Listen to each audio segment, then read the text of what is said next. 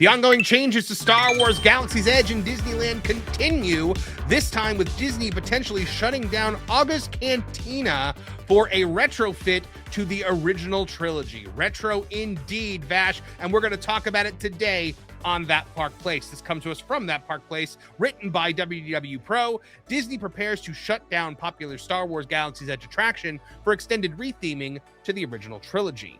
Let's take a look at this right here. We see the picture of Darth Vader outside of the ship that has been retconned to be an Imperial ship, now officially, in the storyline. Disneyland is about to take a very loud step away from the sequel trilogy Living Land concept that defined Star Wars Galaxy's Edge in 2019, and August Cantina is right in the middle of it. Multiple Disneyland planning calendars and third-party trackers show that August Cantina going dark starting January 20th, so that's yesterday, with operating hours effectively disappearing through at least February, as far out as the published calendar booking window in some cases. And some projections pushing that no hours posted window out to early March. Now, Disneyland itself hasn't prominently published a firm reopening date in the same way it would for a routine short refurbishment, which is exactly why the closure has people reading it as something more substantial than a quick structural touch-up. All we know now is the confirmation of a menu change, and we can almost guarantee you that these changes are locked for Hollywood studios in Florida as well. After all, there's relatively no chance that they would have two different experiences with two different menus and training packages for a long period of time. Disney is not being subtle about the broader direction. The Disney Parks blog says that beginning April 29th, 2026, Galaxy's Edge at Disneyland will expand its timeline to include more Star Wars eras, bringing in Darth Vader, Luke Skywalker, Leia Organa, and Han Solo, along with John Williams' famous score Across the Land. Crucially, Disney calls out August specifically, saying Cantina Band will be heard inside and outside, I believe. And the copy reframes the venue in the era of the Galactic Civil War, noting that Aga Gara only recently opened this watering hole in that period. So that last detail is the tell. Disney isn't describing this seasonal overlay or a quick cameo. It's rewriting the cantinas in-universe now, which is exactly the kind of lore and continuity update that usually accompanies permanent place-making decisions. And a multiple-week closure with months possibly putting into retheming is not the sort of temporary fad of the day they likely want to do. Now, August is not just popular, it's designed to maximize revenue per square foot, according to what Pro says here, and he's right. Disney limits stays to 45 minutes per party, a built-in turnover engine. Reporting also notes that a 2-drink per person limit, which sounds restrictive until you realize it's paired with fast batching and rapid party cycling. Disney wants you buying quickly, then making room for the next paying group, and the menu pricing does the rest. Core cocktails commonly sit around $18.50 to $20.50. So you're combining high demand, enforced turnover, and premium price points, and you've got one of the most efficient revenue engines inside Disneyland and Walt Disney World as well. So, guys, I'm just going to put that picture right there because I love him so much. Sure. I love Captain RX-24. He is the man. Cute. Now, I will say the Cantina Band song has always played inside August Cantina. At least in Hollywood Studios, it does. Yes, I think it's one of what is it, like 16 tracks or something like that? It's like one of them that plays occasionally right there. But obviously they want to put a little bit more emphasis on the original trilogy and what people think about when they think of Star Wars Cantina. So I think it's where they're going right there. Look, I do like Pro's analysis on this. I'm going to push back just a little bit, though, and say that, yes, all of those figures are correct if demand is high. But we know that that demand at August Cantina, Disneyland specifically, has been waiting for a couple of years now. In fact, we actually got an update to August Cantina very recently in August 2025, where they got rid of reservations entirely. It is all walk-up because demand had waned so much that they didn't feel it was necessary to actually have on. It was more trouble than it was worth. So I think this kind of interior refurb is not just about redoing this in order to line up with their new expanded timeline there, and we'll get to that in just a moment. But I think it's also it's definitely a menu refresh. It's definitely, they had to create new energy to get people to come back, and that's the problem with Disneyland that Walt Disney World doesn't necessarily have to contend with, is that these things have to be repeatable. For so long, Star Wars, when you walked in there, you basically saw it, right? And then you walked right out. When you have most of your population come from within 250 miles of this resort and people come so frequently, you have to have those repeatable experiences, things that people want to see again and again, and making it closer in line with the actual Star Wars trilogy that people love, I think it's definitely a step in the right direction. But for Oga's Cantina itself, this might actually be incorporating a kitchen. I'm not sure because Oga's never had a kitchen. That's why they don't sell food options. It was always supposed to have a kitchen as attached to the restaurant. Does the Oga's Walt Disney Cantina. World have a kitchen? Because I've gotten food at August before. You might They have like little bites, like little like little appetizers. bites. Yeah. Exactly. But it's never had a full-fledged kitchen. It was always supposed to have a kitchen as it was designed to be the lounge for the restaurant. Oga's is the lounge for the restaurant that never came. That's why it never had a kitchen installed right there. So this might actually be overcoming a couple of issues at this time right here and reinfusing demand, because those numbers are only accurate if demand is high, which it is not. Yeah. At Hollywood Studios, I will say it is still difficult to get a reservation a lot of the time there. So yeah, I think it is a different crowd coming in there than it is for Disneyland, obviously more locals and whatnot. I still hate the fact that this is going to Disneyland only. You gotta think this is coming to Walt Disney World, right? It will. I would think so. Yeah, totally. Yes. But so Vash, because of the huge difference in character culture between Walt Disney World and Disneyland, do you think that they are afraid to put the original trilogy characters in Galaxy's Edge in a walk around capacity? I do believe that is one of the impediments to getting some of these experience over there in Orlando. This is a large concerted effort by the company. They recently held a media press gathering with some of the senior members of both Imagineering and Lucasfilm. It's interesting because Lucasfilm Senior Vice President and Executive Design Director Doug Chang, who you'll recognize from his work on the prequel films and so forth, and he was definitely one of the very, very prominent creative visionaries behind Galaxy's Edge.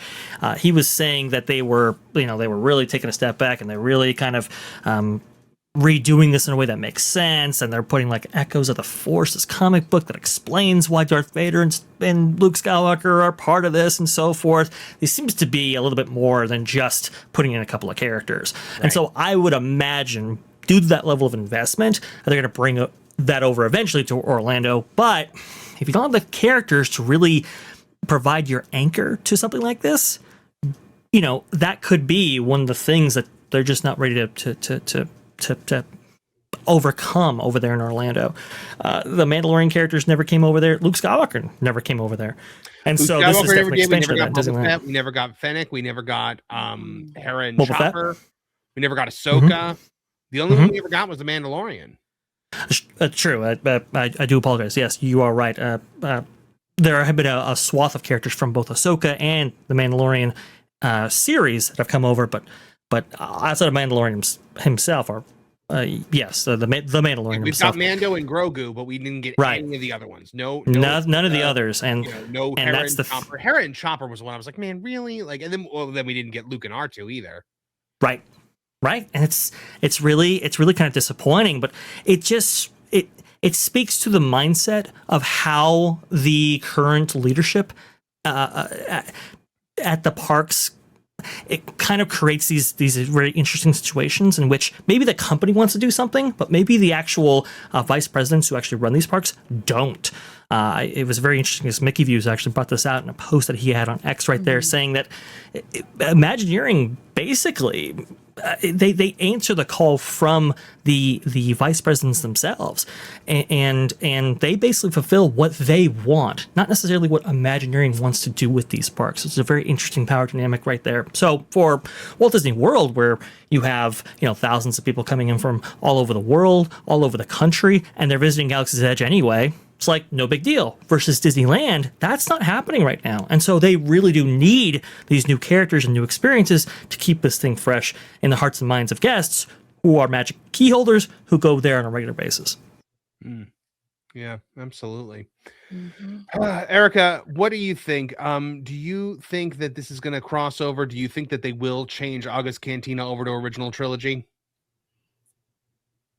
Eventually. Man, I got so many questions, but I know who to ask. I just can't. Yeah. What are your burning questions that you want to ask about this? I would love to know all the details, and I mean the details of what happened when, Imagineering was putting all this together from the point that this assignment came down Well, yeah, that is the question, right? to Is this a Dave Filoni situation? Like, what did Dave Filoni put this Mm. together, or was it put together before he was assuming command, or did he assume command the way we've been yeah. hearing a long time ago, and they're just announcing it now because now they want people to get excited about Star Wars again, which if I'm Kathleen Kennedy, I'm ticked about that because all of a sudden they're going to announce that she's leaving and then announce these big, awesome things that's going to seem like she was holding back. And in the case of this, she was holding it back. I love August Cantina. MJ, you've gone to August, right? Mm-hmm. Yeah. I love fantastic. the The song that they atmosphere. do. Yeah. Yeah, it's very immersive. It's fun for everybody. It's great. I'm just glad that the fans slowly, it's trickling, hopefully from California to Florida. The fans are getting what they deserve. Hopefully more improvements and changes will go back to its original, what it was intended to be. You guys deserve it. Just like how we have our Harry Potter Diagon Alley and all that other stuff, and we're immersed in that with the music and They everything. got it You right the guys need that. first time. Yeah, they deserve that. I They mean need that. Yeah. And make no mistake about it, guys. I do not think that for to paraphrase Culture Casino, I do not think that Filoni sausage is going to end up saving Star Wars. I think this is second verse, same as the first. I think we've been getting Dave Filoni Star Wars for a long time, and I think that I think that this has been in the works since they brought Luke out for that test at Disneyland and got. Yeah, I was just major people there, right? Yes, I was just about to say that. That was really the test to see whether or not people would really react to something as simple as a character meet and greet for this precise experience. And people really did. They really it lit up the internet. It lit up everything. It went viral. They really got a strong response for it. And again, it was just hiring an actor, or a series of actors, I should say, for a single role. And it was like, okay, well, we got a lot of bang for our buck. Just doing that, let's go ahead and really expand this out. And so I think the story treatments and so forth, they want to go with this, like I said, the Echo of the Force comic book that they have that tying into this, and also too, like Darth Vader looking for Luke Skywalker, and I guess they're having a new costume that's a merger between Return of the Jedi and Empire Strikes Back when it comes to Leia and Han and what he's doing there, and they're trying to look for Luke and so forth. All that stuff's been in the works for a while. That was the test case. This is all of it coming to fruition. By the way, I just saw what tracks are going to have from John Williams. Apparently, it's going to be the main title, obviously, the Force theme, Han Solo and the Princess, Desert, and the Robot Auction, the Emperor, and obviously the lively Olga's Cantina band. So they'll have a number of different musical experiences playing out here. The Imperial March wasn't on there, I noticed. That is interesting, isn't it? What is going on there? Not sure, but it's, and then they're like upping the shops and so forth. Like Savvy's is supposed to have an array of new merchandise, and also too the First Order kind of outpost that's being completely rethemed with a new story and new merch to incorporate in there. So they've really been taking their time with this to try to update this land, and I just wish they weren't binding themselves to another timeline. It's very timeline specific in these various areas right here, even though there'll be multiple characters on offer. Doing the Star Wars land without having Luke Skywalker and Darth Vader, and it reminds me of how when they opened Epcot, Mickey was not in Epcot. And Michael Eisner, on that famous first trip where he toured around Epcot when he became CEO, he said, well, where's Mickey? And they said, well, Mickey lives in the Magic Kingdom. He doesn't live here. And he's like, no. Get Mickey here right now. Because you can't have a Disney theme park that doesn't have Mickey Mouse in it. Bingo. Right. That's it. Yeah, man. Imagineers have done this before, right? Where they didn't have any characters for DCA back in the day when that opened in February 2001. And then it was like Bob Iger comes in and he's like, no, we need characters in these parks. What are you doing? And now we have a Mickey's Fun Wheel, or now it's Pixar Pal Around, but with Mickey's face on it. Very strange, very weird. But people want to see these iconic characters. They want to see these moments. They want to feel like they've walked into the world of Star Wars. And not having the music and not having those iconic characters there, you were just setting yourself back. Rise of Resistance will remain unchanged, folks, and Rey will still be available in that area. So they're not completely getting away from the sequel trilogy, but incorporating like the original trilogy that's endured for almost 50 years now is a no-brainer. 100%. I think 100. Florida will.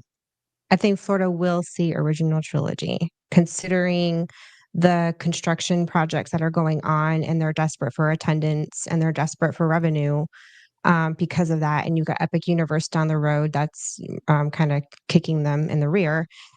They would be stupid not to monetize on that, you know. So from that angle, you would think they would entertain the idea of, maybe we should bring in more original trilogy into the Florida studio park for that reason.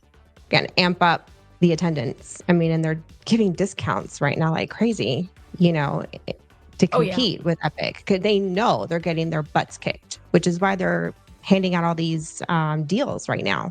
So I don't know why they're just sitting on it. Yep. Guys, Star Wars Galaxy's Edge has the opportunity to soar in the sky and go to hyperspace once again, or it may fall down and go McClunky. Thanks for watching That Park Plays News. For more information, consider checking out www.thatparkplace.com. And don't forget to subscribe, share, like, and send this out on your favorite social media accounts.